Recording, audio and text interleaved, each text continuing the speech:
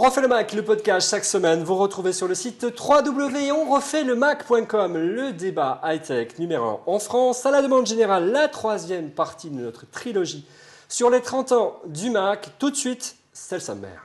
Cette semaine, la fine équipe d'On refait le Mac revient sur la troisième partie consacrée aux 30 ans du Macintosh. Gros plan sur les machines qui ont marqué les années 2000, des PowerBook G3 et G4 au PowerMac translucide, sans oublier les premiers iBook. Retour également sur la fin de l'aventure du processeur PowerPC, avec une autre machine mythique, le PowerMac G5, dont la puce fut remplacée à la surprise générale par Intel. Et pour conclure, en fin d'émission, nous vous dévoilerons le nom des deux gagnants des deux disques durs MyCloud offerts par WD. On refait le Mac, épisode 157, les 30 ans du Mac, troisième partie.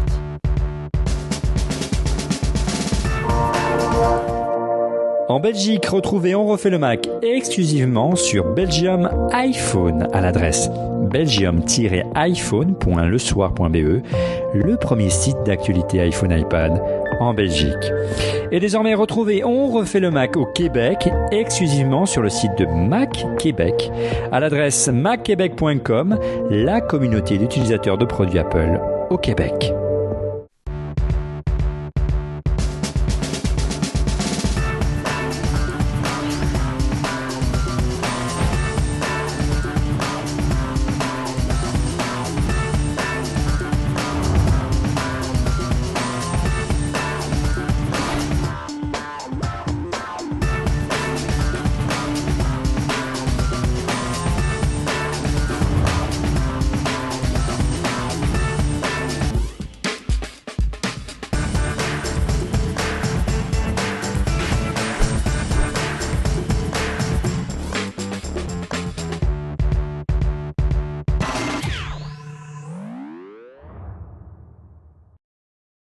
Avec comme chroniqueur cette semaine dans On refait le Mac, Fanny Bouton de fannysparty.com et également de melty.fr. Bonjour Fanny. Bonjour Olivier. Tu as plein de questions, je suis sûr, ce soir pour nous, Fanny. Oh, on va essayer de t'en trouver plein, oui. Wow. On attend. Une émission qui s'annonce déjà passionnante. Autre invité, autre historique dont on refait le Mac. Ça fait un petit moment qu'on ne l'avait pas vu dans cette émission. Il s'agit de Julien Gay, le rédacteur en chef du site Clubic. Bonjour Julien. Bonjour Olivier. Ça fait un moment. Content de te revoir. Content de vous revoir. Ouais, il me semblait intéressant d'avoir le regard d'un spécialiste du monde PC autour de la période contemporaine, hein, celle qui a amené Steve Jobs à remonter l'action d'Apple, c'est le moins que l'on puisse dire. Et d'ailleurs, chroniqueur que vous connaissez bien dans cette émission, allez, on va essayer de le valoriser. Il est de mauvaise humeur cette semaine parce que nous sommes en retard, comme d'habitude. C'est Rodrigo Sepúlveda-Schulz, investisseur, podcasteur et entrepreneur. Bonjour Rodrigo. Salut Olivier, j'ai plus de voix, moi je suis encore malade. Oh. Bon, écoute, on va se soigner tous les deux, hein. Mais on partagera pas. Un petit peu ça. Oui, mais bon, moi si je suis malade, c'est parce que. Bref, passons. C'est pour de bonnes raisons. Et je tiens à préciser pour la régie et nos auditeurs que je ne l'ai pas attrapé de toi. Hein. Oui, non, ça j'en doute pas. Il est parti au soleil pour l'attraper, c'est assez contre-intuitif. Alors la personne qui a pris la parole en studio, vous la reconnaissez, vous la connaissez, c'est la star de cette émission. C'est bien sûr Cédric Ingrand de la chaîne Info. Bonjour Cédric. Non, mais toi, tu as tout compris à la télé. Les gens, quand tu les payes pas, il faut leur faire des compliments. Tu es formidable, vraiment, quelle fidélité. Méfie-toi, si je te fais la bise, tu y es pour une semaine. Ah non, nickel. Non, si tu m'oublies tout de suite. Bon, ça va bien. Formidable. Bon, t'as tout bien révisé, t'as tout ce qu'il faut. Oh, bah, réviser, c'est presque du par cœur. Tu es prêt à diffuser un écran de fumée sur cette émission? Absolument. Avec ta cigarette numérique, très bien. Et le dernier chroniqueur, les invités de cette émission, il s'agit bien sûr de Paul Rony, notre anthropologue du Mac et responsable, entre autres, du site et de l'association emo5.com. Bonjour Paul. Bonjour Olivier. Alors tu as bien révisé, tu as bien préparé, tu nous as trouvé Pareil, plein de vidéos pour préparer cette émission. C'est ça, c'est du par cœur aussi. Non, mais dans le cas de Paul, c'est même pas du par cœur. Paul, c'est le mec qui regarde la timeline du Mac sur le site apple.com et qui dit tiens, il y a des erreurs. C'est vrai en plus. C'est vrai en plus. D'ailleurs, tu me feras un mail, je ferai suivre, t'inquiète pas. On s'était arrêté, Paul, il y a 15 jours, allez, la semaine dernière, on dira ça, avec le retour de Steve Jobs et l'arrivée de l'iMac G3. Très rapidement, en fait, la vraie machine qui marque le début du duo magique entre Johnny Ive et Stephen Paul Jobs. C'est le PowerBook G3, la première génération digne de ce nom, avec ce qu'on a appelé le Wall Street, un tout nouveau design très très Batman. Tu te rappelles de ces machines, Paul? Ah oui, je me rappelle parce que mon père l'a acheté quasiment quand elle est sortie et c'est vrai qu'elle faisait suite à un PowerBook G3 qui était très épais. Oui, ça va, on oublie, Paul n'était pas né à cette époque. Ouais, c'est vrai, c'était en 98. 98 et Ah, c'est- mon Dieu, c'est pareil. et Non, ça il était né, on a arrêté les bêtises, Ça faisait mais pas de suite beaucoup. à une machine qui était assez mal réussie, qui reprenait le design des très vieux PowerBook qui étaient complètement antinomiques par rapport à Oui, l'époque. c'est le design des post C'est ça. Johnny Ive. Ouais. Et là, voilà, on revient avec un très beau design, 2 baies d'extension, ce qui est quand même assez phénoménal quand on pense aux MacBook d'aujourd'hui qui sont complètement clos Ouais, et qui il- permettaient on va en parler. donc énormément de choses. Des Ah. baies d'extension. Ouais, alors c'est une machine qui était totalement modulaire. Hein. Sur les côtés, vous aviez, comme vous pouvez le voir sur cette vidéo, il y avait des petites baies d'extension qui permettaient soit de mettre un lecteur disquette parce qu'il existait encore dans la gamme Apple, soit mettre un lecteur de CD-ROM, soit 2 batteries. Donc on pouvait avoir une autonomie record, Paul, de 7 heures. Moi aussi, j'ai eu la chance d'en avoir un. Je m'étais régalé. Et puis le design, le retour du design, les matières, voilà, un petit peu d'originalité. Ça sortait avec ces courbes, cette forme un petit peu cintrée. C'était très original. Qu'est-ce que vous en pensiez, vous, les gens obscurs du monde PC? On va commencer par Cédric en plateau et on enchaîne avec Julien de cette machine. Tu te souviens? Pas du tout. Bon, alors, ouais. Non, Parce qu'il n'a pas le retour. je t'aide un peu. Voilà. Le G3, Elle était c'était noire lequel, avec hein la pomme blanche et elle était cintrée comme ça. Tu vois ce dont je parle? Ah. Ouais, on va commencer par Julien. Je suis sûr qu'il a réalisé. C'était très joli, mais non, là, c'était des efforts de design un peu curieux pour moi. Ouais, honnêtement. c'était du pur design. Julien, tu t'en souviens? Alors moi je vais rejoindre Cédric, je m'en souviens pas, mais j'ai effectivement un peu révisé. C'est pas une machine qui m'a marqué plus que ça. Ouais. D'autant qu'à l'époque, il me semble, on avait relativement facilement la même chose dans le monde PC, notamment chez Dell, avec des machines Il y a Paul qui C'était, fume, mais assez, calme-toi, tout va bien. configurables comme celle-là, quoi. À l'époque. Ouais. Ce qui faisait vraiment la différence à l'époque, en tout cas Julien, c'était que dans le monde PC, on avait surtout des puces beaucoup plus rapides. À l'époque, c'était du G3 chez Apple, hein, la puce pour RPC de Motorola et d'IBM, qui commençait à 233 MHz, allait jusqu'à 300. Intel faisait déjà mieux à l'époque ou on était à peu près dans les mêmes eaux du côté des portables? Mais bon, après, enfin, si on parle de fréquence, on va rentrer dans un débat qui est quand même assez technique. On va y arriver à ce débat quand même. La fréquence ne fait pas tout. Il y a un C'est un peu moment, comme si on parlait que de effectivement, mégapixels sur les appareils photo. Voilà. tu vois. C'est ça, donc effectivement, probablement esprit. qu'Intel était devant à l'époque en termes de fréquence, mais est-ce que la fréquence supérieure des Pentium de l'époque était gage de performance supérieure? C'est pas dit et je me lancerai pas là-dessus. Rodrigo Fanny, un petit souvenir de cette machine, donc cette machine noire avec la pomme blanche, très Batman, très costume de Batman. Elle vous inspirait quoi à l'époque?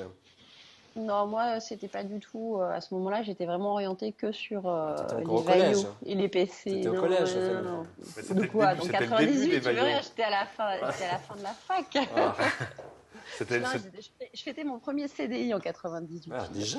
Mes Bah, souvenirs ouais. sont bons, 97, 98, c'était les débuts des vaillots, mais c'était là où il y avait Ouais. les tout petits qui étaient magnifiques. Ouais. C'est-à-dire Purement qu'Apple faisait importé pas du ultra Japon. portable, c'est vrai. Tu parlais de fréquence, c'est vrai qu'il était à 250 MHz à l'époque, si mes souvenirs sont bons. Chez Intel, on en était au Pentium 2, 450 Pentium 2, ouais. MHz. Ouais. Ouais, mais Pentium 2, 450 Quand tu as fini de MHz regarder sur sur le desktop, mais Google, sur le hein. mobile, je pense pas que t'étais aussi haut. Tu devais être plus bas. Je crois que justement c'est la dernière époque où Apple et Intel ils ont été à peu près au coude à coude sur Et les après, fréquences. ça a décroché. Et après ouais. ça a décroché puisque le Wall Street était vendu avec ce magnifique fond d'écran qui montrait un requin qui était censé représenter la puissance du G3 qui dévorait un Pentium 2. Ouais, c'est belle référence, mais c'est On y effectivement. croit. Oui, les choses sont un peu compliquées par la suite. Allez, un petit mot de Rodrigo si elle se souvient de cette machine. On enchaîne justement sur les machines de bureau avec le Power Mac G3 et G4. Moi, j'avais encore, à cette année-là, depuis 2 ans, j'avais un PowerBook 230 Oh oui. et noir et blanc. Et je me souviens qu'un jour, j'avais réussi à faire jouer de la musique à ce PowerBook 230 et je trouvais que c'était vraiment une révolution. Tout petit écran, un peu LCD, je sais pas ce que c'était. Mais voilà, je travaillais avec ça, je faisais mes slides de jeune consultant à l'époque C'est vrai. sur ce PowerBook. J'avais pas jeté un coup d'œil à l'écran de contrôle, mais Rodrigo, il s'est coupé les cheveux ou c'est moi? Non, il s'est mis un bandeau. Ah ouais, c'est mis un bandeau. Normal, son coiffeur n'étant pas encore sorti de prison, il est D'accord. forcé de trouver des solutions C'est un créatives. oubli, très bien, ça y va très bien. Il y a Jérôme Trani, il voudrait savoir pourquoi le Mac s'appelle le Mac. Oh non mais franchement, non mais Il n'a non, pas Ah oui. suivi. il faut Je l'ai lire, pas il faut suivi lire les iCried, épisodes il faut lire le précédents. magnifique hors-série d'iCried des Eh 30 bah ans. oui, mais en attendant, tu Allez, l'as pas vas-y, vu. Paul vas-y, Rony va Paul. consentir à répondre à Mais sa en question. version courte parce qu'on est déjà en retard. À sa question profane. C'était le nom de la pomme préférée de Jeff Raskin. Il l'avait écrit MC Intosh. Il a mis un A pour pas qu'on Le confonde. vrai nom la- c'est Le Macintosh. vrai nom c'est Macintosh, voilà. Et ça vient de la pomme préférée de Jeff Raskin. Le vrai À la papa base. du Macintosh, Voilà. qui a lancé le premier projet Macintosh, comme nous l'a raconté il y a 2 émissions déjà Jean-Louis Gasset, et laquelle a été beaucoup changée, beaucoup modifiée par Steve Jobs. Et effectivement, ils ont été obligés de changer un petit peu le nom, parce que Macintosh était une marque déposée d'un célèbre fabricant d'hi-fi vidéo haut de gamme qui existe encore aujourd'hui et qui ça coûte très cher. Donc on parlait... Il y en a, pardon, un dans mon salon. Oui, d'amplificateur oui, je Macintosh. confirme. Et tes voisins sont ravis, il paraît. Surtout quand je mets les basses. J'ai un 5 fois 200 watts, donc Macintosh MC 205. Et vous c'est très comprenez pourquoi on ne peut pas payer Rodrigo, parce qu'on n'en a pas les moyens. Même si on, voilà. On enchaîne donc avec les machines de bureau et de cette concurrence entre Intel et le PowerPC. On attendait depuis plusieurs années, Paul, l'arrivée d'une machine de bureau qui reprenne l'esprit d'Apple en termes de design. En 99, un an après l'arrivée de l'iMac, arrive le PowerMac G3, une machine qui reprend les codes de l'iMac, une machine translucide avec du bleu indigo. Alors c'était un vrai choc stylistique dans les bureaux, cette arrivée de cette machine, tout en tour, 8 mois après même pas un an après l'arrivée de l'iMac. Bah, c'était vraiment un énorme succès, puisqu'en plus le design intérieur de la machine était très bien fait. On avait cette porte qui s'ouvrait, et la carte mère qui était Un devant capot nous. qui s'ouvre comme une C'est ça. voiture. Hein. Exactement, et on pouvait mettre des cartes d'extension sans rentrer dans la tour véritablement, où il y avait juste l'alimentation et le disque dur. Pas besoin de De tournevis, tournevis. rien du tout. C'était extrêmement bien fait. C'était la machine de tous les espoirs. La vidéo de la Macworld était très élogieuse comme d'habitude, mais encore Tous les plus. espoirs, parce qu'Apple revenait de très loin. De hein, très, pour, très loin. pour la communauté d'utilisateurs à l'époque qui était très Voilà. soudée. Et il y avait même eu à cette Macworld-là la première démo publique de Halo, qui était à l'époque développée sur Mac par Bungie. Ouais, un jeu vidéo. Voilà. Donc une machine très originale avec un design vraiment en marge, hein, de loin de l'esprit beige du monde PC. Alors là, Julien, c'est un sacré pied de nez qu'a lancé Johnny Ive à la communauté du monde PC. Moi, en tout cas, je n'ai pas vraiment de souvenir là, Si. de la machine Wall Street dont on a parlé plus tôt, mais celle-là, Ah, bon. elle m'avait marqué. Ouais. Le Power Mac m'avait marqué parce que justement l'accessibilité aux composants, le fait qu'on pouvait démonter très facilement la tour, rajouter des cartes, c'était assez impressionnant pour l'époque. Et effectivement, moi qui étais PCiste pur et dur à l'époque, je n'avais encore jamais utilisé macOS, je crois, à cette époque. Oh, J'avais pas vraiment entendre. lorgné du côté. Ça a bien changé depuis. Oui, ça a changé depuis. Oui, c'est vrai. Ça Mais va. c'est une machine vraiment au design qui m'avait, j'avais trouvé ça assez exceptionnel à l'époque. Cédric, le concept de design comme ça, pour s'adresser à des entreprises, bon, c'était plutôt des entreprises, je dirais, artistiques, Oui, hein, c'était de plus de la créatifs. PME, c'est-à-dire que tu n'allais pas le Est-ce que vendre. c'était un argument concrètement, ou Oui, c'était bien sûr. simplement pour aller dans le sens Mais du fanboy regarde ce que Google a fait avec les Chromebooks. C'est une comparaison, mais évidemment, on est presque 20 ans plus tard. Oui, oui. Ils ont fait des machines à 300 € en plastique. Enfin, c'est pas eux qui les ont faites, c'est Samsung, HP et les autres. Et puis à un moment, ils ont eu un problème parce que ça butait sur des industries créatives, des boîtes où les gens disaient ah, mais je vais pas utiliser une machine à 300 balles. Et puis même de grandes entreprises où on disait bah ouais, mais le patron, on lui donne quoi comme machine? Et c'était peut-être donc ils ont fait le Chromebook Pixel très beau, très cher. Et je pense que c'était un peu le même type de réponse. D'abord, ils allaient servir les industries qu'ils connaissaient déjà, qui étaient les industries créatives, etc. Les individuels, les gens qui avaient un peu d'argent à mettre dans une machine et qui étaient en phase avec les codes de design d'Apple.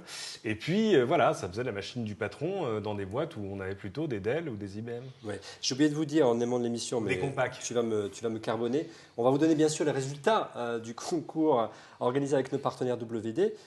Donc soyez attentifs, la réponse sera donnée et les deux gagnants sera donnée par Fanny. Fanny, tiens-toi prête en fin d'émission. Rodrigo, de cette machine en tour, tu en gardes un souvenir ému. Elle n'a pas duré très longtemps, puisque peut-être que Johnny Ive, d'ailleurs, est allé un peu trop loin, parce qu'elle a duré que 8 mois dans le catalogue d'Apple.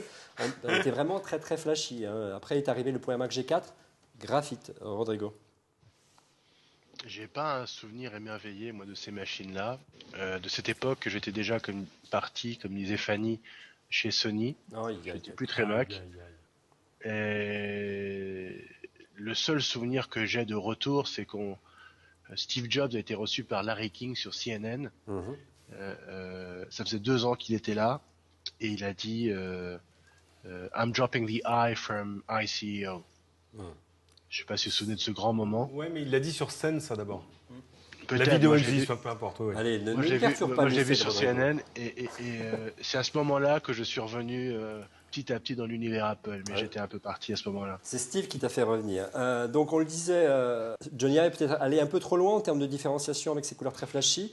La génération suivante qui arrive 8 mois plus tard, le Power Mac G4, bien sûr, le G4 à l'intérieur, mais le design est un peu plus sobre. Le design est très très sobre et il y a aussi quelque chose qui est pas apparu en façade mais qui était notable, c'est la première machine sans port ADB. Ouais. Voilà, donc on perd un connecteur qui est chez Apple depuis 87. ADB. Elle était Le connecteur historique du pour le Mac, de la clavier. souris, du clavier. Voilà. Ah, Et Pour c'est généraliser l'USB. voilà. Et le Je sais G4 pas, je était sais pas. beaucoup. le port PS2, quoi. C'est ça, mais en plus joli. Et donc le G4, oui, et en plus c'était un monstre de puissance par rapport au G3, Ouais. et on en reparlera plus tard. Non, tout on à va l'heure parler de tout de la- suite. Belle transition. C'est vrai que cette machine, elle a plus marqué par sa puissance. Après le G3, le G4 arrive, une puce qui a été conçue exclusivement cette fois-ci par Motorola, si puissante que le gouvernement américain interdit à Apple de vendre sa machine à certains pays étrangers qui n'étaient pas très copains avec les États-Unis. Ils avaient peur d'en faire une arme secrète et ça a inspiré cette pub. Regardez, c'est un trésor. As for Pentium PCs, well, they're harmless.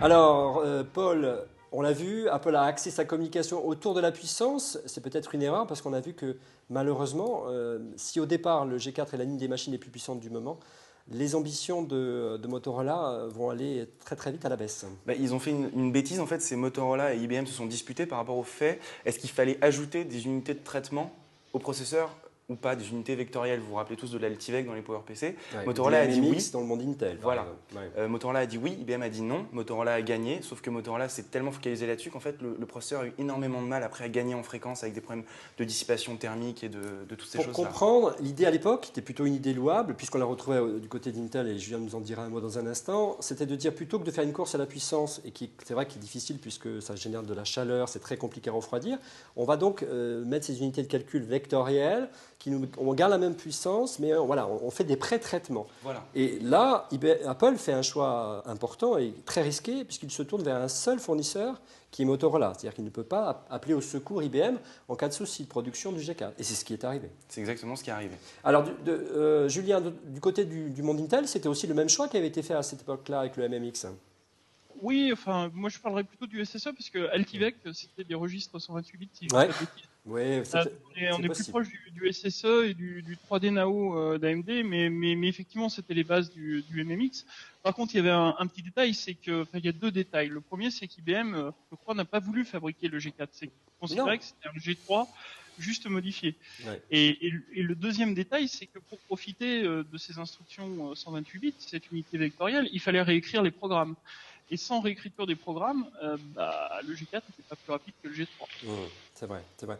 Ça a causé énormément de difficultés à Apple, hein, puisque lorsqu'ils ont annoncé le G4, donc c'était en 1999, excuse-moi, très rapidement, le produit, la fréquence qu'ils avaient annoncée au départ n'était pas disponible. 500 MHz ou 500 MHz et on s'est retrouvé à bloqué à 450 Voilà, MHz c'est-à-dire qu'ils pendant annoncent 6 une mois. fréquence et la machine qui arrive fait 50 MHz de moins. C'est C'est déjà ça. un signe qui n'était pas très bon. Hein. Non, et ça a beaucoup râlé d'ailleurs et tout le monde s'est inquiété dès le début. Ouais. Et dans le même temps, on était à quelle fréquence dans le monde PC Julien, on était plutôt autour des 700 déjà, 700, 800 MHz, j'imagine. Oui, probablement 633, 700, dans ces eaux-là, oui. Après, il y a toujours la délicate étape de comparer desktop et mobile, mais oui, on était plutôt dans ces fourchettes. Quand c'est en 2001 En 99. Ah, 99. 99. On n'avait pas passé le gigahertz encore. hein. Non, pas encore, mais ça n'allait pas tarder. 733, non, c'est pas ça? Ouais, et on voyait déjà à l'époque se creuser un fossé Il est important trop fort, Julien G, parce que je regarde Ah ouais, 99. c'est pour ça qu'il était Pentium 3, 733. Quel Bravo. talent.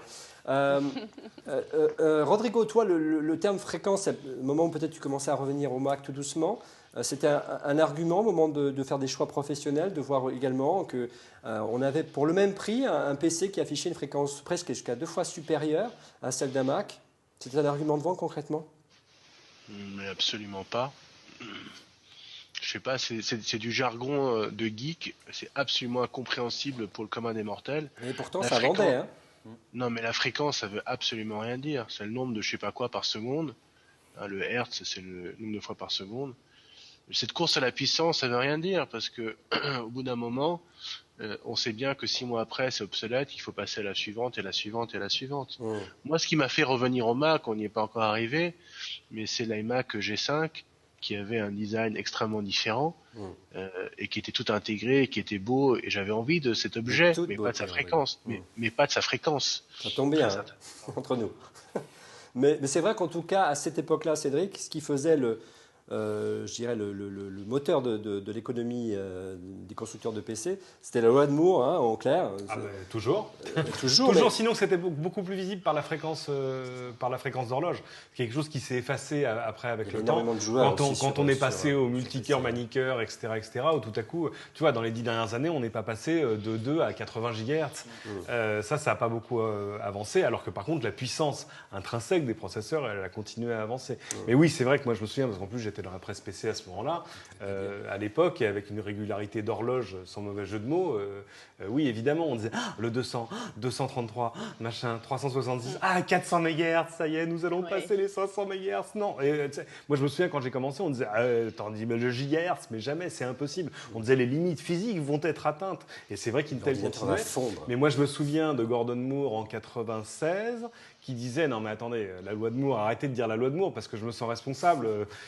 En plus ça peut pas tenir avec le temps. Moi je pense que jusqu'à 2000, je sais plus s'il avait dit 2001 ou 2011, Julien Jay, qui est alors là l'encyclopédie, un peu le Paul Reni du monde Intel, pourra me corriger. Mais il disait bon, mais c'est une niche. Ça va tenir, mais ça va pas tenir si longtemps que ça. Niche, on va pas arriver à doubler les fréquences d'horloge si longtemps. Les geeks. Ça intéresse que quelques happy few l'expertise. Oui, mais oui, c'est vrai. Mais ça, de moins en moins. Non, je plaisante. En tout cas, ça va causer beaucoup de migraines, notamment à Monsieur X qui n'est pas là aujourd'hui pour de bonnes raisons, parce qu'il accompagne ses enfants en vacances. On le salue, qui nous racontait qu'à l'époque, il s'arrachait les cheveux parce qu'il était encore au sein d'Apple pour trouver des arguments de vente, pour pouvoir rivaliser et trouver des arguments assez commerciaux pour rivaliser avec le monde PC. Comment expliquer qu'un G4 à 450 va aussi vite qu'un PC à Intel à 733, voire le gigahertz, parce qu'entre-temps, pour la première fois, le PC a franchi le monde du gigahertz et le Mac était scotché à 500 MHz, ça faisait vraiment désordre. Et c'est là qu'est arrivé Paul Patatras, un petit coup marketing de Steve Jobs derrière les fagots. Il a inventé le concept de puce, c'est mieux qu'une, les biprocesseurs pour Mac G4. C'était une arnaque. C'était une arnaque jusqu'à macOS 10. Ouais. C'est-à-dire qu'à partir du moment où on est passé à macOS 10... C'était une arnaque. Pourquoi ? Parce que macOS 9 ne tirait pas parti du multiprocesseur. macOS 9, en tout cas le système, était incapable de tirer parti de plus d'un processeur. Putain, vous dites du mal des morts, moi je vous laisse faire. Et les démos, par contre, Apple, malin, faisait ses démos dans les keynotes uniquement sur Photoshop, qui lui était extrêmement bien optimisé pour le multicœur. Des filtres dédiés. Ça t'avait fait sourire à l'époque, Julien, l'arrivée du multiprocessing chez Apple, alors que le système n'en tirait pas parti ? Allez, oui, quand même. Processing qui sert à rien, oui, forcément. Ça va te faire sourire. Mais c'est un petit peu comme beaucoup plus tard l'arrivée de l'iPhone 5 sur le marché avec la 4G, alors qu'il n'y avait pas de 4G en France pendant un an. Ça sert à rien. Oui, tout à fait. Sauf que de toute façon, il n'était pas compatible avec le réseau français, donc tout allait bien. Oui, au moment où il est sorti, il arrivait sur les réseaux américains qui, eux, existaient déjà. Nous aimons beaucoup les opérateurs. C'était pas le même niveau de... comment dire, d'abstraction de la réalité du marché. J'essaie de trouver des périphrases. Ouais. En tout cas, on sent qu'il y a une tentative de diversion à tout azimut du côté de Cupertino, et l'une des tentatives de diversion peut-être les plus réussies en termes de design, la machine n'est pas loin, elle est derrière moi. Paul, c'est le Power Mac G4 Cube, une machine qui ressemble en rien au design d'une tour de PC, une machine très compacte, un vrai petit boîtier de cristal, elle est magnifique cette machine, et surtout il fait oublier que son processeur il tourne à 450 MHz contre 1 GHz pour le PC. Alors là, oui, on est passé aux arguments marketing d'Apple où, par exemple, il y avait de Power to Burn. On pouvait graver des DVD avec son Mac. Donc, c'était génial. Donc, le G4 passait au second plan. Et le G4 Cube, c'était, vous voyez, on a réussi à faire une tour dans un quart de l'espace de la tour sans retirer toutes les capacités d'expansion, mais en retirant le ventilateur, par exemple. Ouais, le Cube il était censé incarner le futur. Je souhaite au nouveau Mac Pro de ne pas suivre le destin du Cube, puisqu'il en reprend quand même énormément la philosophie. Et c'était une machine magnifique, mais qui, à cause de son prix, n'a jamais réussi à réellement trouver son public. C'est près de 15 550 francs à l'époque, ce qui représente à peu près presque 3 000 € aujourd'hui. Oui, Rodrigo. Je dis, à part Monsieur X, qui la vénère, je crois, depuis ce jour qu'il est sorti. Moi aussi. Non, tu vénères toutes les machines, toi. Julien, cette machine, en termes de design, t'a inspiré quoi ? Parle un petit peu, ça permettra de récupérer ma voix. On était très loin des codes, encore une fois, stylistiques du monde PC. Est-ce que selon toi, il y avait un marché, ça pouvait convaincre des utilisateurs plutôt fortunés de switcher à l'époque? Disons que la machine, enfin moi je me souviens que c'est une des machines Mac qui m'a aussi beaucoup interpellé Ah. et que j'étais allé voir plusieurs fois dans les Fnac ou les Planètes Saturne de Lyon pour m'en Planète approcher. Saturne, Mazette. Tu vois. Ouais. Non, mais c'était un super design. Après, j'ai le souvenir qu'effectivement c'était hors de prix, que c'est quand même c'était très intégré, donc très difficilement évolutif, et que les caractéristiques de base étaient quand même plutôt limitées en termes de processeur, quoi. C'était toujours pareil à l'époque pour les Mac de l'époque, c'est-à-dire qu'on avait un super design, un truc qui changeait vraiment des PC belges, mais t'avais un pros qui avançait pas dedans, ou pas ce qu'on connaissait sur les standards PC, quoi. Il y a eu beaucoup de rumeurs en fait, Paul, et rétablit la vérité quand même. Voilà. Mettons fin à ce révisionnisme. Ce qui a fait du tort au Cube, plus que les performances. C'est une machine qui était quand même modulaire parce qu'elle utilisait des composants du Mac classique, donc on pourrait facilement le faire évoluer. C'était qu'il y a eu beaucoup de rumeurs, notamment sur son design. Oui, on a dit que le Cube ne tiendrait pas dans le temps, que le plastique se fêlerait, finirait peut-être même par casser. Je l'aurais bien montré, mais j'ai peur de le salir. Voilà. Mais voilà, donc ces rumeurs étaient parfois fondées, parfois infondées. Ce qu'on va dire, c'est que les machines qui se fêluraient, en général, étaient un petit peu maltraitées. Et pour l'expansion... La tienne, par exemple. La mienne a beaucoup vécu, puisqu'elle a l'âge qu'elle a. Ouais. Par contre, pour tout ce qui est des extensions, je ne suis pas d'accord. Il suffisait de le retourner, on appuyait sur cette poignée qui sortait un petit peu comme, je sais pas, comme dans Matrix, on tirait le cœur du cube, et on avait accès à la carte vidéo, au slot mémoire, au disque dur, et il y a même eu des upgrades de pros et de cartes graphiques. Donc c'était une machine quand même Oui, mais, qui mais était pour la partie ouvrable. graphique, c'est intéressant parce que c'était, si je dis pas de bêtises, c'était Ma GP. une carte graphique en PCI avec un adaptateur Non. AGP. Ouais, C'est c'est- ce qui- Ouais. Comme faisait tous les chier à Mac, l'époque. comme tous les Mac à l'époque, si tu veux. Donc c'était pas spécifique. au Ouais, Cube. oui, non, mais tu me poses la question en tant qu'utilisateur PC. Moi, en tant qu'utilisateur Ouais, PC, ça, j'ai ça- l'habitude de changer ma carte graphique Ouais. assez régulièrement, Ça- comme je le fais toujours. Ouais, et puis ça coûtait un bras, hein, le modèle pour Mac, je te Passer rassure. sur le Mac et que, déjà, c'est un adaptateur PCI AGP, et puis après, il fallait trouver le bon BIOS, etc. C'est compliqué. Ouais, flasher une carte de PC pour la transformer en Mac, c'était pas à la portée de tout le monde. On salue Lionel de Mac Bidouille s'il nous regarde. Alors, faute de pouvoir proposer la machine de bureau la plus puissante du marché, hein, ils vont galérer chez Apple.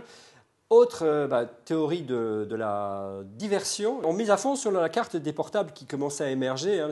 C'est plus du tout un appareil destiné aux professionnels, plus du tout un appareil de luxe, quoique ça coûtait quand même assez cher.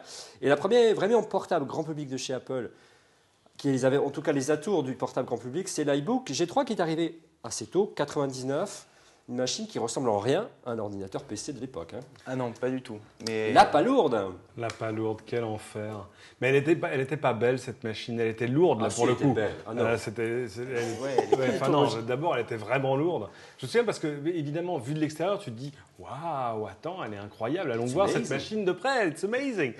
Et ben je l'ai prise dans mes bras et C'est vrai que t'as oublié awesome. Awesome. it Huge. looks awesome. Huge. One more thing. It's awesome. Ça nous manque. hein, Et ça nous manque, comme ça, on est pas voilà, et par contre, d'abord ça pesait, mais le poids Son d'un âne catage, mort. 2 à 3 kilos, je sais Oui, plus. oui, Ouais, 2 c'est à ça 3 kilos Ouais. Oui. Non, plus que Non, ça. non, non. Non, pas vraiment. plus. C'était Ok. Elle était c'était dans énorme. l'ordre du PowerBook, quoi. Ouais. C'était Ouais, un peu c'est plus vrai, longtemps. ouais, Ah, mais c'est c'est sûr, sûr, comparé à ça ça, hein, forcément. Et puis la coque, l'espèce de coque de palourde ne rajoutait absolument Bah rien. si, de la solidité, c'était un portable pour l'éducation à la base. Voilà, mais tu vois, voilà. Parce que il faut l'iBook, quand expliquer. même, je te Ah bah signale donc que c'était juste pas fait pour moi, donc c'est normal. Non mais Phil Schiller a quand même sauté dessus à la présentation Ah, à Phil Macworld pour montrer que c'était un portable. Alors, Et il il a l'a fait refait avec l'iBook plein de Dual USB. choses. J'ai une bonne nouvelle, vous pouvez en acheter un pour 48 € sur Price Minister. Allez-y, c'est une affaire, elle va monter en... Si, il faut trouver la batterie qui marche avec, ça c'est plus compliqué. Pour résumer, Paul, c'est une machine taillée pour l'éducation, un iMac à emporter, donc on reprend les mêmes codes, et surtout ultra résistante. Pourquoi ? Parce que ça a été conçu pour équiper les lycéens, collégiens et étudiants américains. Tout à fait. Et d'ailleurs, il y avait une poignée à l'arrière qui était plus décorative que utilitaire, mais il l'avait mis comme ça. C'était peut-être le premier vrai concept Moi, du c'est cartable numérique comme on le connaît aujourd'hui. Oui, Rodrigo. C'est comme mes 2 poignets à moi. Et ça marchait très bien. C'était une machine super solide puisqu'on pouvait l'acheter, on pouvait faire ce qu'on voulait avec. 5,2 cm d'épaisseur, donc Voilà. c'est vrai qu'elle était épaisse, mais effectivement, elle pouvait résister à tout. Et regardez ces images, alors, ils se sont donnés à cœur joie ce jour-là, Steve Jobs et Phil Schiller. Je ne sais plus où c'était à New York ou à San Francisco, mais peu importe. Alors voilà, Phil Schiller, regardez, il saute carrément du sommet de la scène de la keynote. Il n'a pas peur, jusqu'à un ballon, un énorme matelas de cascadeur. Avec l'iBook dans les mains. Avec l'iBook dans la main, allumé pour montrer que le disque dur il est bien protégé, que ça marche encore après. Et surtout, vraiment la démo qui a fait mouche auprès du public, Paul, c'est la démo du magicien, le cerceau autour de l'iBook. Pourquoi? Car l'iBook est le premier ordinateur sans fil. C'est ça. Et donc il y a eu la démo d'Airport aussi, je crois, ce jour-là. Ouais. Et c'était une révolution aussi. Ça s'appelait le mot Wi-Fi n'existait pas encore. C'était Airport juste. Et les ordinateurs, on soulevait le clavier, on mettait la carte et c'était magique. On avait Internet partout dans sa maison si on avait la petite borne en forme de soucoupe volante qui allait avec. Le seul souci, c'est que l'Internet au début n'existait pas forcément encore partout. Ça ne servait pas à grand-chose. Donc dans la borne, il y avait un modèle RTC. Mais bon, c'est vrai qu'elle C'était comme le multiprocesseur. Non, mais Apple est le premier constructeur à avoir adopté bien des années avant le monde PC, ne t'en déplaise, le Wi-Fi qui a été généralisé que en 2003, 2004 dans le monde PC. Allez, là, tu peux Grâce le reconnaître à quand même. Julien Gey, Centrino. Ouais. Bien sûr. Pas tout à fait. Je Bah, m'inscris en Google. faux. Google. Allez, il a sorti Google. 3615 Non, Wikipédia, non, bonjour. Si vous me donnez 2 secondes. Mais bien sûr. Ouais. Ouh là là. Voilà, oui, ça. Ah, waouh. Mais c'est Un plan inédit dans C'est un plan c'est inédit. quoi C'est du whisky Attention. Ouais. Qu'est-ce que c'est? Vous vous souvenez Ah bah de ça oui. Oh la Oh, vache, oui, ouais, c'est ouais, de la ouais. triche. Merde. Oui, non, mais une carte Et PC attends, LCA. Ah bah, c'est de la ça triche. vous dit- là. ça vous dit quelque chose, le mode Promiscuous? Ah mais oui, absolument. très Promiscuous, d'accord. c'est un mode réseau que tu peux déclencher en logiciel, C'est voilà, le Wi-Fi du tiers-monde. qui te quoi. permettait d'écouter tout ce qui se passait d'autre sur le réseau. Voilà, mais, Ce que tu peux Voilà. faire non, mais ça. le PC, il fallait rajouter la carte. Dans le monde Mac, elle était intégrée avec les antennes dans la carrosserie. j'ai ça. Tu vois, Sur avec Twitter, les il y a une câbles. question pour Rodrigo. Jamais tu ranges chez toi? Bref, cette machine, vous l'avez compris, elle était un peu extrême en termes de solidité et surtout en termes de design. Ça n'a pas été un immense succès. Elle a eu un succès d'estime. Et on a vu quelques mois ou quelques années plus tard, 2 ans après, en 2001, si je me souviens bien, une nouvelle génération d'iBook qui arrive, qui est une version blanche que nous a apporté en plateau ici, qui est beaucoup plus sobre et beaucoup plus compacte, avec différentes tailles d'écran. C'était le gros souci. Et de toujours l'iBook, aussi solide. G3. Ouais. Voilà. Bon, Apple avait déjà essayé de rationaliser son iBook pas lourd avec la version graphite, qui était censée être professionnelle. Il y avait cette pub, on voyait un costume, une montre et l'iBook graphite qui était censé être l'atout du PDG. Et puis on arrive à l'iBook G3 dual USB, où Steve Jobs, alors là, je crois qu'il l'a refait, mais là c'était c'était cinglant. Il a pris un PC dans sa main droite, l'iBook dans sa main gauche, et il notait à chaque fois ce que l'iBook avait, ce que le PC n'avait pas. Et c'est vrai que l'iBook G3 dual USB, comme il s'appelait à l'époque, était très en avance. On avait un combo drive dedans, on pouvait graver, ce qui était assez rare. On avait tout, on avait du FireWire, 2 USB. Voilà, donc c'était une machine qui à l'époque, pour le coup, a très très bien marché dès le début. Et là, à cette époque, Julien, quelque part, les faiblesses du PowerPC, à savoir qu'on ne monte pas beaucoup en tour, devient une force, puisque par contre, il ne consommait pas beaucoup d'énergie. Et là, il y avait un vrai seuil, une vraie différence entre le monde PC en termes d'autonomie et le Mac. Ça allait du simple au double là, à l'époque. Oui, bah exactement, t'as assez bien résumé. C'est vrai que le PowerPC avait cet avantage comme il allait pas très vite, il consommait pas des masses. Donc du coup, effectivement, Merci. Oh, le coup de poignard dans le dos. C'est ça. Tu es mon J'ai l'impression ami. que tu parles des skieurs français aux Jeux Olympiques. C'est ça. Ouais. Il y a eu peu de blessures, mais en même temps, ils allaient très lentement. Ils étaient c'est blessés, ça. le PowerPC. alors que forcément les puces Intel de l'époque qui commençaient à monter dans les tours n'avaient pas ne préservaient Fallait pas les vraiment brancher sur le l'autonomie, secteur, d'autant quoi. qu'à l'époque Intel se posait même pas la question ou pas encore de savoir comment on pouvait faire du clock gating, ce genre de choses, Ouais. comment on pouvait améliorer l'autonomie juste en pensant à certaines petites astuces dans le design de l'architecture des processeurs. Paul, Mais non, mais c'est pas ça, mais il faut aussi garder Allez, un vas-y. tout petit peu d'honnêteté, c'est que l'architecture Il du est très PowerPC, de toute façon, était conçue dès les premiers jours pour consommer moins que les Ouais. processeurs C'est une Intel. autre philosophie. Voilà, On était plus dans le monde embarqué déjà dès le départ. Voilà. Puisque c'est quand même D'ailleurs, on verra par la suite, Apple a pris une autre direction d'ailleurs avec le G5 qui n'était pas du tout conçu pour Voilà. l'embarquer et qui va lui poser d'autres problèmes. Mais comme quoi, on a encore 20 minutes pour terminer cette émission, on est en retard. Alors la machine, pour essayer d'alpaguer les gens du monde PC, et moi la première fois, je n'étais pas encore à la rédaction d'SBM Mac à l'époque, et oui, ça ne rajeunit pas, on a vu à débarquer, pas loin de la rédaction d'SBM Mac, c'est juste à côté, des gens du monde PC, des gens de PC Expert, de PC Direct sont venus voir c'est quoi cette machine, et c'était le PowerBook G4 Titanium, vraiment une machine en marge à l'époque de ce qui se faisait, et de loin l'une des plus belles machines de l'époque, ultra fine tout en titane. Ah oui, une machine extrêmement jolie, très puissante, avec une batterie. Je me rappelle de cette pub qui vantait le fait qu'on pouvait monter un film dans l'avion de New York à Los Angeles parce que la batterie tenait 5 heures. New York à Cleveland, mais bon, New York à Boston. Mais bon, c'était dans la pub. Enfin, il y avait, c'était une machine qui était vraiment. Je me rappelle de Steve Jobs qui dit, vous voyez, l'écran est plus fin que mon doigt. Mais pas en taxi. C'était une machine magnifique, magnifiquement puissante, puisqu'on avait enfin, pour la première fois, on avait à nouveau le même processeur dans les ordinateurs de bureau et dans les ordinateurs portables. Ouais.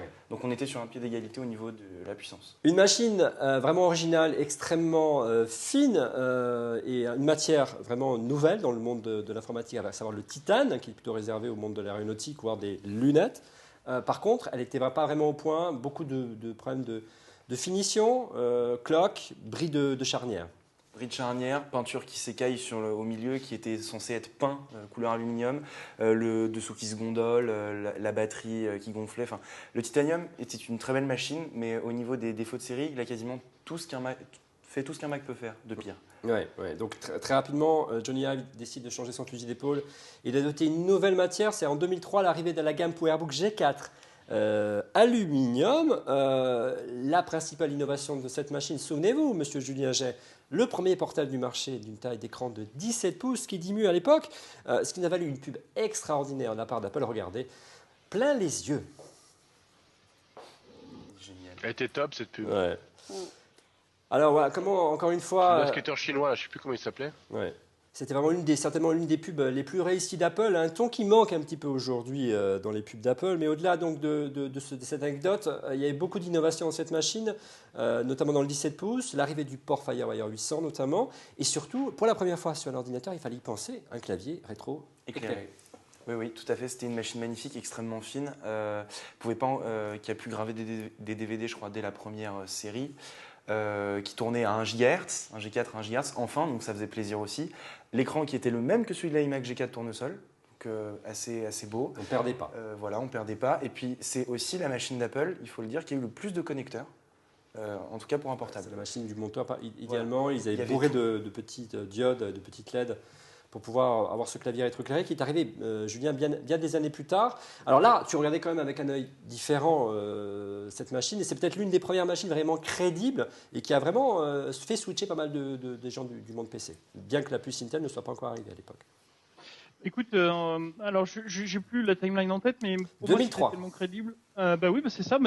C'était tellement crédible que j'ai acheté mon premier Mac, et c'était un PowerBook G4 12 pouces. Tu as pris la version 12 pouces, le petit, moi j'ai pris du basketteur. Le petit parce que je cherchais effectivement une machine super compacte. Donc c'est la première. Enfin, elle chauffait pas énormément à l'époque. Ouais. Ouais, je sais pas. Moi, j'avais un iBook, là. J'étais pas assez riche, les enfants. C'est pas ce qui me gênait le plus. Ouais. Ce qui me gênait le plus de mon souvenir, c'était la lenteur. Faut pas se le cacher. Ah, ouais. Et c'était la résolution de l'écran qui était quand même assez limitée, et notamment pour faire du Word, du traitement de texte qui pouvait vite, avec toutes les palettes du Word pour Mac. Je suis désolé, à l'époque c'était l'édition pour Mac.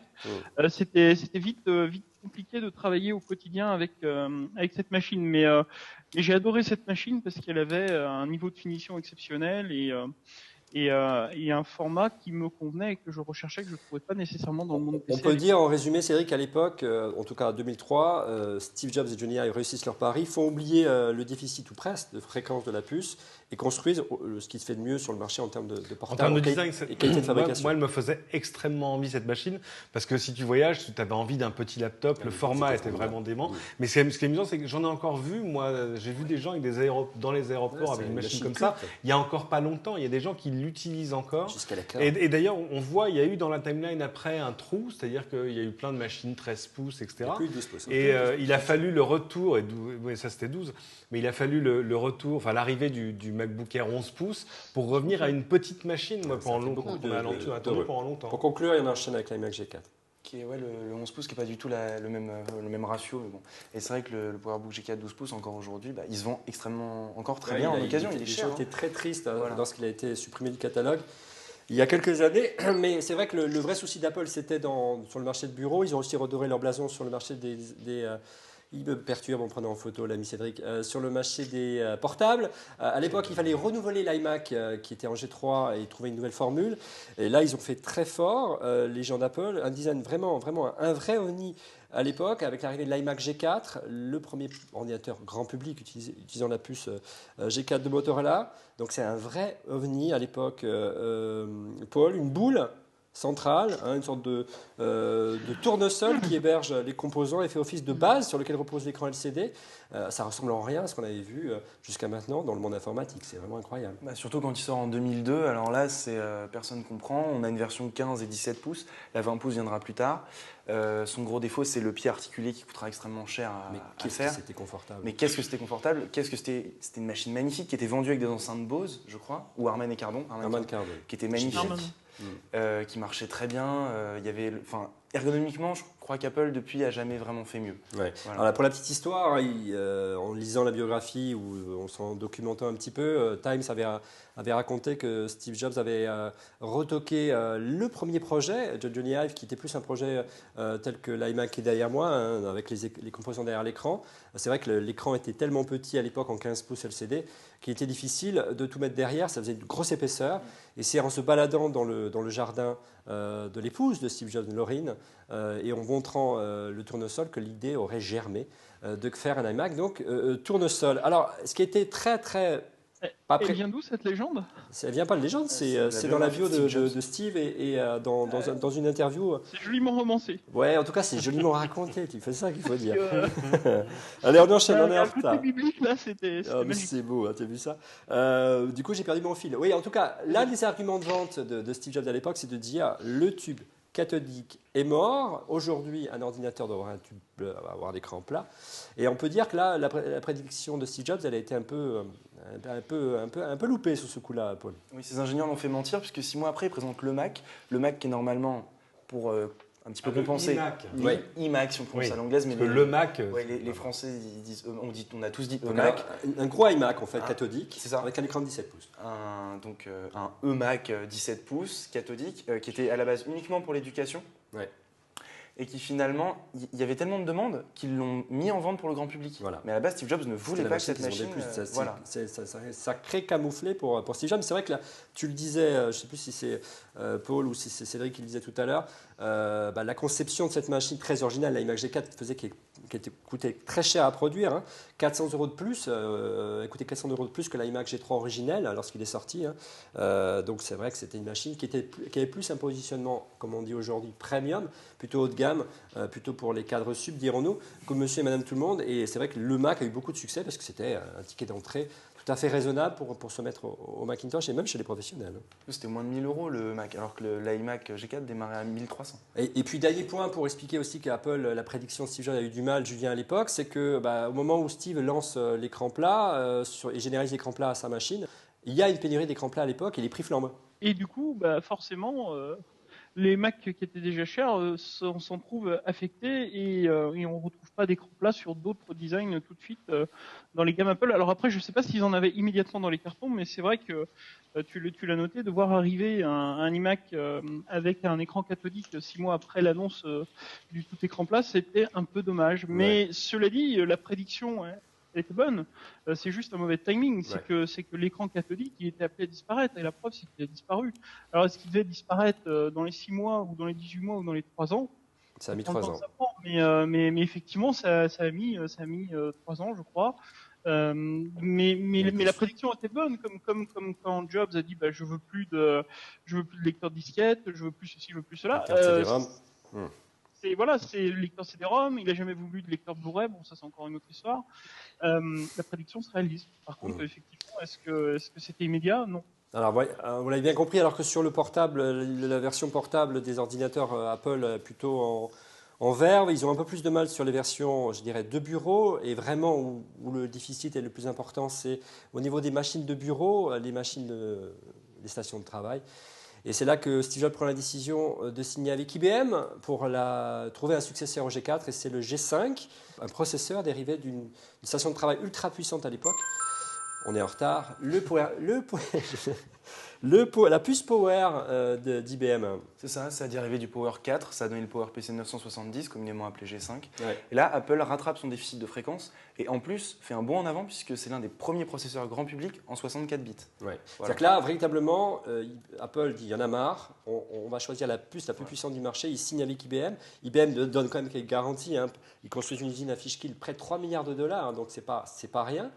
Et chose rare, au moment où, on va parler de la machine en elle-même, mais au moment où Steve Jobs présente le Power Mac G5, il annonce déjà la fréquence suivante, 3 GHz. Pour l'année d'après, Pour l'année et ça d'après. s'est jamais réalisé. Et le G5 3 GHz n'est jamais arrivé. Par contre, la machine a marqué son temps, hein, Julien, de par son design notamment, les matières et son système de refroidissement assez étonnant. Oui, évidemment, mais enfin. C'était la machine la plus puissante, hein, à l'époque. Pas longtemps, mais c'était la machine la plus puissante. Oui. 8 processeurs de GHz. Les polémiques, je me souviens de polémiques parce que je crois qu'à l'époque c'était comparé à quelque chose comme du Pentium. Le Pentium de l'époque, ça devait être le Pentium 4 ou quelque chose dans le genre. Ouais. Et, Il y avait une fréquence supérieure, mais une seule puce. Il y avait toute une histoire sur les benchmarks utilisés, c'est-à-dire les tests applicatifs Non. qui étaient présentés sur le site d'Apple et qui n'étaient pas toujours perçus comme très honnêtes par rapport au PC. Mais dans le cas du G5, ce qui est intéressant, c'est que, sauf erreur de ma part, il n'est jamais arrivé dans une version mobile. C'est-à-dire qu'il n'y a jamais un seul PowerBook en G5. Non, et ça a été un gros problème pour Apple. Il n'est arrivé que quelques mois plus tard. La fin du PC dans les Mac, parce que le marché était en train de passer du desktop, c'est-à-dire du PC de bureau, enfin de la tour, de l'ordinateur de bureau, à l'ordinateur portable et massivement, et Apple n'avait pas de solution adéquate et de puce adéquate pour mettre dans ses portables. Il est arrivé finalement sur la seule machine, ils l'ont greffé sur une deuxième génération de machines. Paul, c'est sur l'iMac G5 qui est arrivé un an après le Power Mac G5, une machine grand public. Là, on casse encore une fois le design, une machine tout en une qui ressemble beaucoup à la machine aluminium d'aujourd'hui, le même concept. Apple fait plus simple et moins cher à produire. C'est ça. Alors là, la pub par les équipes de l'iPod, voilà, on a fait tenir toute votre vie dans votre poche maintenant, toute votre vie dans votre bureau. Une machine à base de G5 dans les deux, entre 1,8 et 2,1 GHz. Écran plat très grand, très bonne qualité. Et le seul problème, ça a été un petit peu la fiabilité des condensateurs. Mais c'est une machine qui a très bien marché parce qu'elle était, encore plus novatrice que l'iMac G4, je pense. Ouais, peut-être moins en design, mais pas son. Voilà. Mais il est vrai que là, il y a encore un vrai déficit de fréquence. Et c'est le principal argument de vente des vendeurs d'ordinateurs à l'époque, de donner la fréquence d'un ordinateur. Et Apple avait été à la moitié, donc ça faisait un peu désordre. Et là, patatras, coup de surprise, juin 2005, Apple annonce l'abandon de la puce PowerPC et l'adoption de la puce ennemi de toujours, la puce Intel. Alors là, tu es resté sur le cul, Cédric. Non, parce qu'on l'attendait depuis un certain temps, parce qu'on savait que la trajectoire du PowerPC faisait qu'il n'y avait plus de compétition possible au bout d'un moment en termes de puissance. Et puis alors surtout sur les plateformes mobiles, ils étaient complètement à la rue. Donc on savait que ça arrivait, on ne savait pas quelle forme ça allait prendre, parce qu'il faut se souvenir de toutes les pubs des générations précédentes où à chaque fois c'était vraiment une bataille absolue. À chaque fois qu'il y avait une nouvelle puce qui sortait, ceci est plus puissant qu'Intel. On se grattait la tête en disant mais c'est pas possible. Alors oui, sur 3 fonctions sous Photoshop ça le faisait, mais sur le reste du computing ça le faisait pas. C'est ce keynote là où Paul Otellini est arrivé en cosmonaute. Absolument, il est arrivé en bunny suit. Suivante, lorsqu'ils ont présenté la première machine, 6 mois après, hein, les premières machines sont arrivées très très vite. Alors, ils ont fait vraiment très fort. Effectivement, Paul Otellini est arrivé en costume ridicule. Patron d'Intel à l'époque. Voilà, comme quoi. Enfin, en costume de Fab. Ouais. Voilà. Enfin, c'est le costume étonnant, de Fab à paillettes qu'ils utilisaient dans les pubs à ce moment-là. Ouais. Oui, Ce qui est surtout étonnant, c'est quand Steve Jobs a dit, en fait, ça fait 5 ans qu'on fait tourner OS X en parallèle sur Intel et sur PowerPC. Ça, c'était assez bluffant. 5 ans de silence et de secret, moi j'ai trouvé ça extrêmement bluffant. D'un autre côté, Paul, Next. Oui, pour les initiés, ça n'a pas été étonnant du tout, puisque Rhapsody, l'OS qui est né entre macOS 10 et macOS 9, tournait sur Intel sans aucun problème. Donc ils avaient continué à le développer. Donc ils ont juste continué en secret. Julien, avec du recul, est-ce que finalement l'aventure du PowerPC, qui était une super puce mais conçue pour les supercalculateurs, pas du tout pour les mobiles, c'était pas une erreur, déjà c'est facile à dire avec le recul, de la part d'Apple? Et on sait que Steve Jobs avait déjà à l'époque beaucoup hésité et se dire tiens, dès 2002-2003 je vais adopter la puce Intel. Est-ce que c'était pas une erreur à l'époque de ne pas adopter d'ores et déjà cette puce d'Intel? Ouais, c'est facile maintenant de dire, effectivement, avec le recul, c'était une erreur, pas une erreur. Non, je Je pense pas que Vas-y, c'était vas-y, lâche-toi. Non, je pense pas que c'était forcément une erreur. Et, et- et je pense que le timing, alors est-ce qu'il fallait le faire en 2003 ou en 2006? En tout cas, quand Apple a décliné toute son offre en processeur Intel, d'un coup ils sont devenus compétitifs, d'un coup les MacBooks sont devenus sexy et d'un coup tout le monde en voulait, quoi. En termes de fréquence, tu parles, c'est ça? Non, pas en termes de fréquence pure, parce que encore une fois, je le dis depuis le début, la fréquence c'est une donnée. Et c'est une donnée, mais c'est pas la donnée cardinale qui définit si ta machine va avoir de l'autonomie, si elle va être rapide, etc. C'est juste un élément parmi tant d'autres. Effectivement, c'est un élément qui a eu plus ou moins d'importance en Et, fonction des cycles. et au-delà, Euh, c'est. En 2006, la fréquence, ça commençait à avoir moins d'importance. Et moi, je pense pas que ça soit une erreur, en tout cas, d'avoir tenté le PowerPC. Et je pense au contraire que c'était très courageux de switcher sur Intel parce que c'était encore une énième transition dans le monde Mac, une transition qui a d'ailleurs été super bien gérée parce que Remarquable. Rosetta pour la compatibilité des programmes, je suis pas sûr que si un Microsoft nous avait fait quelque chose, un switch de cette nature, on aurait eu droit à une compatibilité aussi bien gérée de mon point de vue. Donc non, c'était une très bonne décision et qui arrivait à un bon moment parce qu'elle a permis l'essor d'une nouvelle catégorie de machines avec le MacBook Air qui a jeté les bases des ultrabooks de jour. Ouais. Quand même, avant. Effectivement, la migration, c'est le point important, tu l'as dit, Julien. Il y avait eu quelques années auparavant déjà une migration de la puce 68000 à la puce PowerPC qui venait juste d'être absorbée quelque part, donc c'était difficile de re-signer peut-être en 2002-2003 vers le PowerPC. Et c'est vrai que la migration s'est merveilleusement passée du côté Exécuté, mais des super MacBook bien. Pro et des iMac Intel. Et surtout, l'argument de vente qui tue, c'est de dire, monsieur, vous avez un PC, vous n'arrivez pas, vous voulez garder vos logiciels, vous démarrez sur Windows. Mais évidemment. C'était déjà Parallels à l'époque Puis après, là, tu démarrais. Après, tu as eu la virtualisation qui est arrivée. Tu n'avais pas la virtualisation. Un ou 2 ans. encore, Tu démarrais avec Bootcamp. Ah oui, parce qu'évidemment, quand même à l'intérieur. Oui, mais enfin, le problème, c'est que le contre-argument, c'était ah oui, mais maintenant, la machine, c'est un PC, en fait. Tu vois, tout ce truc sur lequel on a vomi depuis le début. Et je me souviens toujours de cette couverture qui m'avait fait très plaisir de nos confrères d'SVM. Le meilleur PC du marché, c'est un Mac. C'est ça. C'était assez vrai. Ouais. Ah ouais. Voilà. Alors, on aurait pu vous parler encore pendant des heures de la gamme Apple. On avait pensé vous faire parler également ce soir des MacBooks, des MacBook Air. Des jours, on laisse la lumière et Paul, et voilà, quoi. Unibody, vous avez bien compris qu'on essaie de ne pas trop monopoliser le temps de nos chroniqueurs. Ces machines, vous les connaissez, on ne va pas revenir sur leur histoire. En tout cas, on a pris beaucoup de plaisir. Sinon, vous n'avez qu'à acheter iCreate. Voilà, acheter iCreate, on va raconter ça très bien dans le hors-série qui est en kiosque toujours. Actuellement, les 30 ans du Mac par iCreate. Voilà, et en attendant, on va tout de suite passer aux questions, à la réponse de notre concours de notre partenaire WD.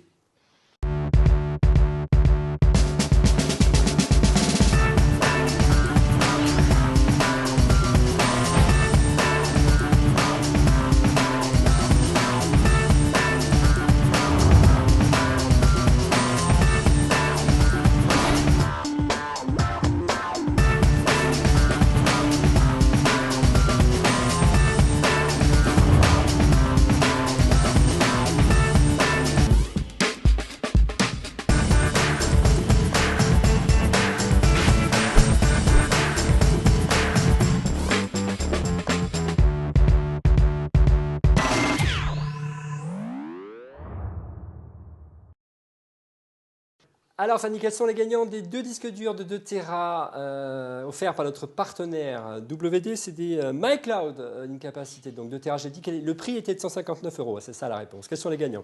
Exactement. Alors, on a Martial Gélis, alias Ducable 83, et on a Brest 2008. Voilà, Martial Gélis et Brest 2008. N'hésitez pas à m'envoyer un mail à olivier@onrefaitlemacom pour recevoir votre lot. Allez, on passe tout de suite, on est en retard, au coup de cœur. On refait le Mac. Les coups de cœur, on commence tout de suite par Fanny, par le charme, la touche charme de cette émission. Eh ben, j'ai envie de faire des maths, moi, cette semaine. Mais Non, ça j'ai va pas. reçu une petite application, Bulle Supercomputer, et c'est, êtes-vous un super calculateur? C'est pour faire plein de petits calculs, etc. J'ai reçu plein de courriers par la poste pour l'essayer, et j'ai trouvé ça marrant. Donc voilà, T'avais c'est mon des petit plans coup de cœur de la calcul. semaine, c'est bon pour les neurones. J'en ai besoin en ce moment. Merci Fanny. Julien, quel est donc ton coup de cœur ce soir? Mon coup de cœur ne sera pas un produit, mon coup de cœur sera Ou un coup de gueule. un CEO. Ah. Et en l'occurrence, je pense à Brian Krzanich d'Intel, qui n'est pas encore très connu, mais dont la keynote du CES de cette année m'a beaucoup surpris. Parce qu'il a apparemment bien pris la mesure du challenge que doit relever Intel dans les mois ou les années à venir, et qui semble avoir déjà transformé une partie de la boîte. Donc j'ai hâte de voir ce que ça va donner concrètement, parce que les annonces au CES c'est une chose, la vision qui a été donnée est assez intéressante et j'ai hâte de la voir se dérouler, mais maintenant il faut qu'elle se concrétise. Donc à voir ce que ça donne. En tout cas, très bon départ pour Krzanich, à voir sur la durée. Merci Julien. Rodrigo, quel est donc ton coup de cœur ce soir? Bah alors je vais commencer par un coup de gueule. Aïe. Aïe. Mais ouais. Je vais boire un coup, moi. On va se boire un café. Kezako. Vas-y, C'est un iPad Air. C'est un iPad Air. Magnifique. Ouais, c'est un iPad Air. Qu'est-ce qui lui manque à cet iPad Air? Bah, une case. Eh ouais. Mais il faut que tu l'achètes, Rodrigo. Et voilà. Et chez Apple, ça coûte une Blinde. 79 €, c'est n'importe Non, nawak. c'est le Oui, smart la case. Il faut prendre la cover. Voilà, tu prends la cover, elle coûte que 49. Elle est bien la cover en plus. Ouais, bah, alors je viens d'aller sur Amazon et la cover, c'est à partir de ou jusqu'à 12 € Ouais. chez tous les concurrents, j'imagine taïwanais, chinois, asiatiques. Baissez vos prix, c'est ça le coup de gueule? Bah ouais, Apple quoi, n'importe nawak. Apple, quoi. Ça fait 30 ans À qu'on l'époque, on était à 29 € les cases et les câbles à Et c'est- 17 ou à Et le 18. pire, c'est qu'ils en vendent à tour de bras, c'est ça qui est terrible. Ah bah ils en vendent quasiment une par machine. Ouais. Bah ouais, mais C'est un peu comme c'est les nouvelles chaussettes d'iPod. C'est ça. Quoi. C'est, Ouais. Monsieur, Mais les chaussettes, ça Monsieur fait X serait là, Monsieur X serait là, il serait fier. Hein. Il Allez, dira, on les enchaîne, mecs, messieurs, on est en retard. 96% de marge, vous êtes trop Moi, fort. Rodrigo. je me demande quelle est la marge sur ces produits-là, si c'est 1000%. 95 ou 96%, tu vois. Ouais. C'est un peu abusé du consommateur final que nous sommes. On s'est déjà saigné les 4 veines pour acheter ça. Et, Bon. Oh. Bon, Allez, coup de cœur. coup de cœur. Bon, vous connaissez Snapchat, Oui. Oui. il a déjà fait. cette application mobile qui permet aux jeunes de s'envoyer des petites photos d'eux-mêmes sans vêtements à leurs petits copains. Et mais tu le sais comment? C'est vrai ça. Allez, on avance, on avance. Parce que moi je suis l'actualité, monsieur, que Ouais, Snapchat. bien sûr. Ah mais on te l'a raconté donc très Ouais, bien. bien sûr. Ça vaut C'est ta tantôt copine 3 qui t'a raconté milliards, ça 2 milliards, bon. Son Et fils, donc, ouais. la valeur de ce truc, c'est juste un IM comme tous les autres, Ouais. qui permet d'envoyer un message, une photo qui s'auto-détruit. Ouais. prétendument. Oh, c'est con, Oui. parce que moi je la trouvais pas mal, la minette, qui avait pas de vêtements sur la photo qui vient de s'auto-détruire. Ah ouais. Sauf si tu la stocks dans la pellicule de ton iPhone, mais pas ça. Eh ben oui, sauf si tu installes une petite application gratuite faite par Xianghuayi, qui s'appelle Snapcrack. Il est quand même tordu ce garçon. Mais on a Il est pas quand même Et Snapcrack, c'est gratos, ça tourne en tâche de fond et hop, ça capture l'écran, hop, juste avant que Bon. ça disparaisse. Tu montreras les photos après, Rodrigo. Merci, Rodrigo. Je suis sûr que ça va faire plaisir à beaucoup de nos auditeurs, lecteurs, visionneurs Plein. et tout ça, quoi. Allez, Paul, quel est ton coup de cœur aujourd'hui? Mon coup de cœur, alors déjà le Raspberry Pi, Non. que je n'avais pas eu l'occasion de bidouiller, d'installer. Toi, t'as Ça- été chez Cédric ça- récemment. c'est ça. Exactement. Il me paye en Raspberry Pi. Hein Donc Il est venu garder Oscar, il a été payé en Raspberry Pi. C'est ça. Et en pizza. C'est et bien en payé. pizza. C'est pas mal. Ouais, c'est bien. Pizza très bonne. Donc j'ai gardé le Raspberry Pi et c'est vrai que c'est une très bonne machine et j'ai beaucoup apprécié, on peut faire plein de choses avec. En 2 mots, Euh, ça sert à quoi? C'est un petit Ça PC. sert à quoi C'est un PC à 35 € voilà. avec lequel on peut concrètement tout faire du Media Center. Tu as mis Paul au PC? Non, C'est pas un PC, C'est c'est un un, PC ARM. ordinateur. Ouais, d'accord. Avec une Ah. puce ARM, tout ça va bien. fonctionne sous des Intéressant. différentes Sous macOS versions de 7, Linux. dans mon cas. Sous macOS 7. c'est-à-dire avec un émulateur et tout. Ouais. tout est mis. Allez, on avance. Et puis, Il nous reste une minute, messieurs. et puis deuxième coup de cœur, ce que j'ai retrouvé, c'est les CD des Developer Conference Oh, c'est de des toute années beauté. 90 d'Apple, voilà. Donc je pense que ça va Non, Montre la rejoindre. caméra. Non, c'est non, la non, caméra je qui vais montre. le montrer moi parce que moi Ah. on peut zoomer. Voilà, c'est magique. Regardez. Voilà, à l'époque, Apple soignait ses développeurs hein, et donnait des magnifiques CD. Il a retrouvé ça. Il y a une vraie mine d'or hein, que le MO5, l'association. On retrouve plein de choses. Il faudra faire une belle exposition. Et on sera partenaire, crois-moi, ce jour-là. Merci, Paul. Moi aussi, une bizarrerie également, un petit clin d'œil également à mo5.com. Paul nous a beaucoup aidé pour réaliser cette émission en nous trouvant des vidéos qui ont servi à l'illustrer tout au long de cette émission. Une des vidéos qu'on a trouvées, regardez, c'était au début des années 80 dans les prototypes de chez Apple.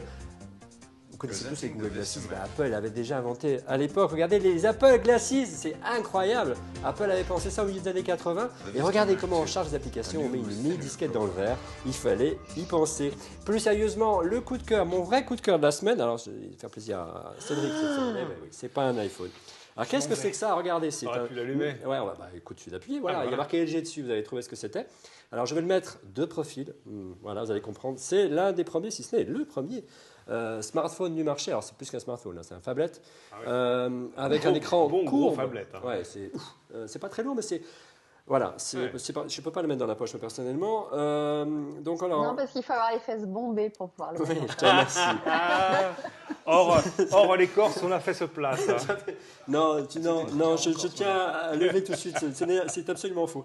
Mais on va dépasser les 1 heure, je ne suis pas d'accord. Je veux qu'on fasse l'émission en 1 heure. Oui, j'ai oublié Cédric d'ailleurs, tu arriveras juste après. Mais t'inquiète Voilà, pas. mais tu seras juste après. Donc un phablet équipé d'un écran de 6 pouces, ça coûte près de 800 € sans abonnement.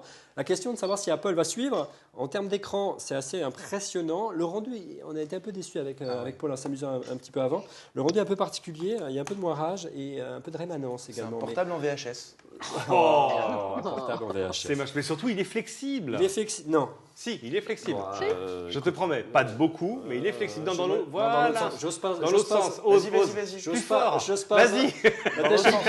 J'ose pas vraiment. Enfin voilà, ça prouve que c'est. Allez, ton coup de cœur, Cédric, pour terminer. Écoute, ça vient de chez Panasonic, c'est le Lumix GM1, ce petit appareil qui ressemble en tout point à un.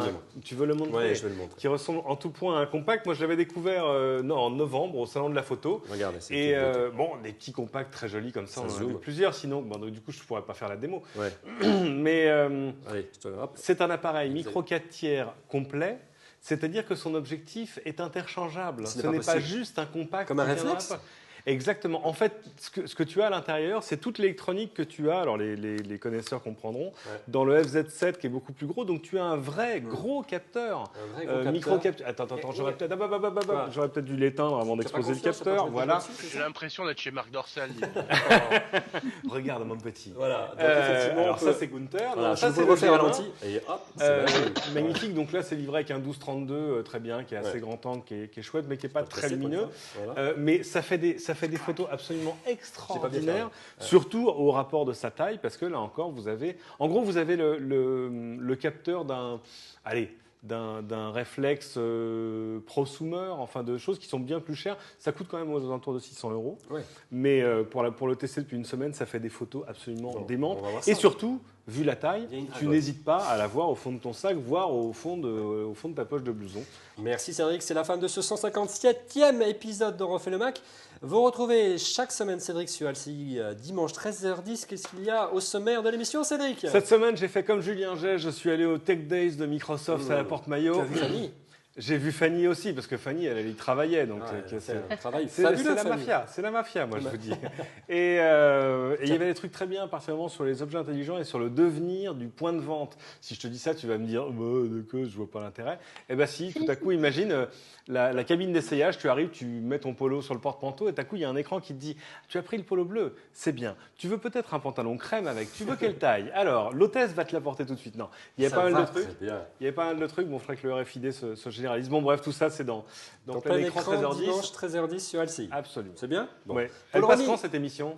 Elle passe, je sais pas. Ah bon, donc ce sera déjà passé. Parce qu'on enregistre Vous inquiétez samedi, pas, l'émission diffuse, on est très allez en chercher retard, plein écran mais- sur la page Facebook de l'émission. Voilà, là. mais on vous mettra les liens. Paul, vous le retrouvez régulièrement sur son blog qui s'appelle Ma Coffee Talk. Ma Coffee Talk et également sur emo5.com. On aura l'occasion, bien sûr, de t'inviter. Tu es ici chez toi. Merci, Mais Paul. ne lui dis pas ça, parce qu'il va Il le revenir. Bien, Fanny, Nicole. vous la retrouvez chaque semaine dans Refait le Mac et très prochainement pour une Fanny's Party. C'est quand la prochaine date, Fanny? Mois de mars? Le 25 mars. Et encore bravo Arbre pour les café. Microsoft Tech Day, c'était de toute beauté. Ça m'a fait un peu mal, mais c'était bien. Rodrigo, vous le retrouvez chaque semaine dans Refait le Mac. Et bien sûr, Julien, vous le retrouvez tous les jours sur le site Clubic. Il y a une actualité particulière que vous allez mettre en avant dans les semaines qui viennent sur le portail Clubic, Julien? Question piège, on va suivre l'actualité, c'est déjà pas si mal. Et effectivement, on a un certain nombre de dossiers qui arrivent ou qui seront déjà publiés, puisque je ne sais pas quand est-ce que ce numéro dont on refait le Mac sera en ligne. Ouais, Voilà. il sera très vite en ligne. On va essayer de le faire très vite pour qu'il soit en ligne la semaine qui vient. Ouais, On il aura- traite d'actualité brûlante, Voilà. alors ce serait dommage. Heureusement que c'est un numéro un petit peu froid. En tout cas, la semaine d'après, vous aurez encore un nouveau Refait le Mac. On vous donne rendez-vous la semaine prochaine. Julien sera avec nous parce qu'on va parler de Microsoft. Quel avenir pour Microsoft? Tout un programme. Soyez au rendez-vous. À la semaine prochaine. Au revoir.